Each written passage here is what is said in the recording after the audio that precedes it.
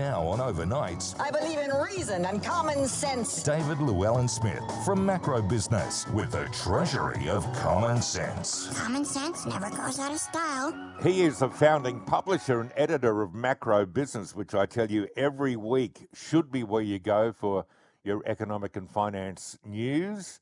They don't hold back, and that's what we love, and I can tell from the feedback we get whenever I speak to Leith or David, it's what you enjoy as well.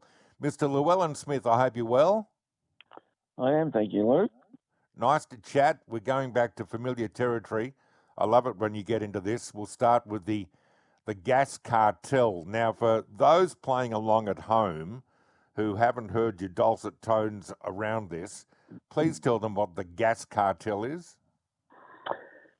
So it's a small cluster of Australian gas producers. They dig up the gas around the east coast, everywhere from South Australia to Queensland, and they export the vast majority of it. They've built these gas export terminals in Queensland in the last 10 years or so, and because they have control of all the reserves, they then charge Australians for what's left over at extortionate rates.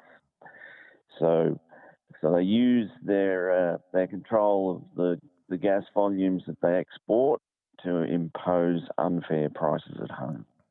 And of course, the gas price dictates largely the electricity price.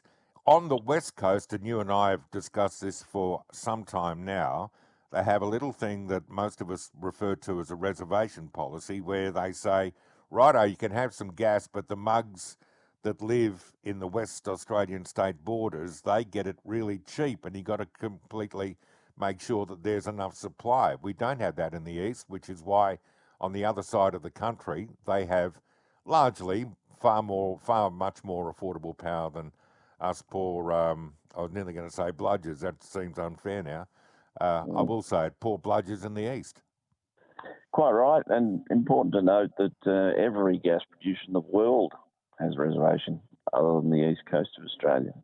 Yay. And that includes all sorts of, two-horse town countries that have little else than a gas export platform, but they have the sense to reserve some gas for cheap power for themselves. Yeah, a sense and courage. You say, I knew the gas cartel had been too quiet for too long. Something had to be brewing, and you say, what a doozy it was. Tell me about this doozy.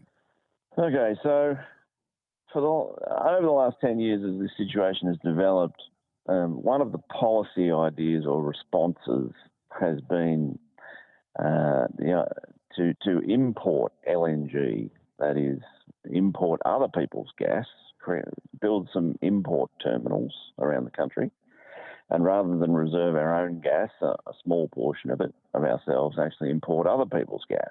Now, this is a ludicrous idea, of course, because we have much cheaper gas here. But if the system is so corrupt that you can't reserve gas, which appears to be the case, then a sort of last-ditch hope of stopping the cartel from charging whatever it likes is to build these imports and then import international gas. And then at least the local cartel can't charge you more than the global price for your own gas because they're capped by the gas coming in. However, what's happened now is one of these proposed terminals is being monopolised by a member of the gas export cartel, that is Origin Energy, who is negotiating to buy all of its capacity. And so instead of this sort of last-ditch effort to stop the cartel from gouging everybody, the cartel will own the incoming international gas as well. And so you end up with this preposterous situation where they've created an artificial shortage and then they're importing gas and will drip feed it in a way that never threatens that shortage. And it will enable them, of course, to drain more gas of the local gas and send it offshore because they don't operate their export terminals at full capacity. So it's just another page of lunacy in the annals of craziness that is the East Coast gas former market, Luke. Beautifully put by you. Melbourne Cup Day on Tuesday.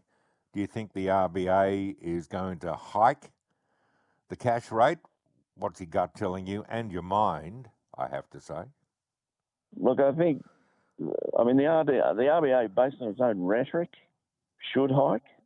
It said last week it had low tolerance for any slippage in inflation.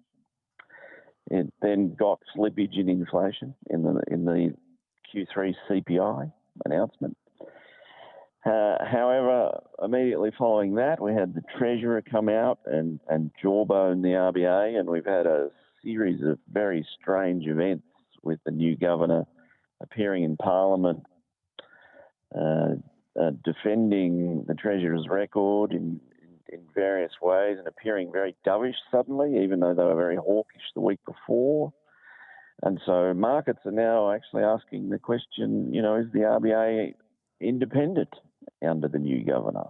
And there are other issues going on with, they haven't yet appointed the new governor a deputy. They haven't undertaken their full reform process. And so the RBA looks like a sort of half-pregnant institution amid really angry bond markets. And so it's a bit of a toxic situation now. So if they follow through on their rhetoric, they will hike. Should they hike, it's probably a 50-50 call. And if they don't hike because of what the Treasurer has said, they'll probably be written off as nobbled by the Treasurer. Mate, so whether that'll make them hike more, I don't know. His rhetoric may backfire. He has actually painted them into a corner. Yeah, wow. I hear from business operators, small and large, that I talk to, that things are pretty grim. Yeah. Do you get that sense as you move about the place? Absolutely. I mean, we're in a per capita recession, so things are grim. That means that output per head is falling, even if at the headline level it's still managing to eke out some growth. And so that's going to show up as pretty weak activity for everybody. And so, yes, most of the soft and hard data is indicating quite a weak economy, and it's really only being held up by these immense flows of warm bodies from offshore. But the wisdom of that is highly questionable as well, because I think you'd be better off just letting the economy settle, let inflation settle, and cut interest rates. Would get you into a new cycle of growth rather than this desperate attempt to prolong a cycle with immense immigration, which is really just kind of delivering this perpetual per capita recession. Yeah. David Llewellyn-Smith, MacroBusness.com.au. Now, I'm going on holidays for a couple of weeks. The homework I'm setting you is to at least once visit MacroBusness.com.au. Have a sniff around and see if you don't go back there the next day. Thank you, my friend. Stay well. Talk to you soon. Pleasure, Luke. Thanks for having me.